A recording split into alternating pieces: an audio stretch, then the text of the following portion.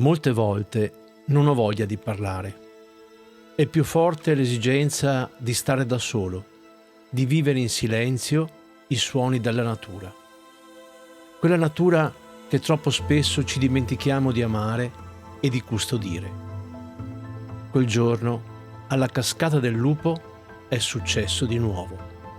Ho lasciato a casa le parole e ho portato solo lo sguardo. Non c'era bisogno di raccontare, c'era solo bisogno di ascoltare.